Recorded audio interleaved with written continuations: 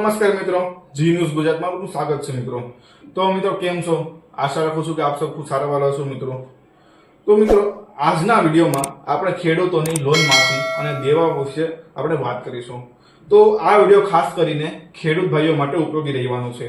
તો મિત્રો અંત સુધી જોતા રહેજો વિડીયોને। તો મિત્રો હું તમને જણાવું કે ખેડૂતો દેવામાં શા માટે આવે છે। તો પેલું તો છે કુદરતી આપત્તિઓ, જેમ કે દુષ્કાળ છે, માવઠું છે, વાવાઝોડાના કારણે પાક જે બરબાદ થાય છે મિત્રો તે છે। અને બીજું તો કે સારા ભાવ ન મળવા। તો મિત્રો પાક તૈયાર થાય પણ બજારમાં યોગ્ય ભાવ નથી મળતો, તેના લીધે જે ખેડૂત મિત્રોની જે પણ મહેનત અને જે ખર્ચો થયો છે મિત્રો તેનો બરોબર લાભ થતો નથી ખેડૂતોને। અને ત્રીજું તો કે ખેતીનો ખર્ચો।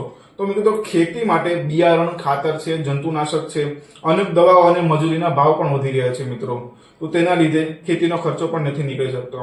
અને મિત્રો નીચી આવક, જેમ કે ગુજરાતના ખેડૂતોની સરેરાશ આવક માત્ર મિત્રો 2000 રૂપિયા છે। તો સર્વે મુજબ મિત્રો વાત કરીએ તો મેઘાલયમાં ખેડૂતોની આવક મિત્રો 29000 રૂપિયા છે। તો જ્યારે ગુજરાત તેમાં 12મા નંબરે આવે છે મિત્રો। અને આપણે જો બીજા સમાચારની વાત કરીએ મિત્રો તો લોન માફી શું છે। તો મિત્રો લોન માફી એટલે કે ખેડૂતોને લોન સરકાર દ્વારા માફ કરવામાં આવે છે।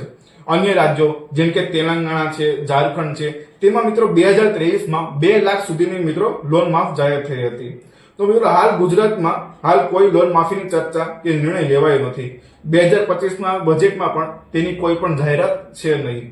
તો મિત્રો 42% ગુજરાતના ખેડૂતો દેવામાં ડૂબેલા છે। જો કે આ બધું સર્વે મુજબ મિત્રો જાણવામાં આવ્યું છે। તો હાલ મિત્રો આપણે વાત કરીએ આગળ કે પીએમ કિસાન અપડેટ યોજના વિશે। તો મિત્રો 20મો હપ્તો 2000 રૂપિયાનો જો કે જૂન 2025માં આવે તેવી શક્યતાઓ દેખાઈ રહી છે। સત્તાવાર જાહેરાત હજુ બાકી છે, પરંતુ અહેવાલો હજી આવી રહ્યા છે।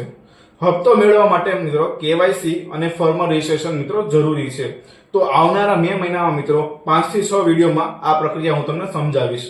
અને મિત્રો આગળ પણ હું તમને જણાવું કે ખેડૂતોની આવક ડબલ પણ થઈ શકે છે મિત્રો। તો મોદી સરકારે 2022 સુધી ખેડૂતોની આવક ડબલ કરવાનો વાયદો કર્યો હતો મિત્રો। તો ખેડૂતોના કમેન્ટ મુજબ આવક ડબલ તો થઈ નથી, પરંતુ દેવું ડબલ થઈ ગયું છે મિત્રો। તો તમે શું માનો છો મિત્રો? કમેન્ટમાં જરૂર જણાવજો। હા, અને આ ચેનલને સબસ્ક્રાઇબ કરજો જેથી ખેડૂત માટેની નવી માહિતી મળતી રહે। અને આ વિડીયો વોટ્સએપ અને ફેસબુકમાં મિત્રો ગ્રુપમાં શેર કરજો। કોમેન્ટમાં જણાવો કે મિત્રો તમે કયા ગામથી આ વિડીયો જોઈ રહ્યા છો। આજનો વિડીયો મિત્રો આપણે અહીં પૂર્ણ કરીશું। તો મિત્રો કમેન્ટમાં જણાવજો કે આ વિડીયો તમને કેવો લાગ્યો છે। અને હા, હવે નવા વિડીયો સાથે મળીશું। ધન્યવાદ મિત્રો।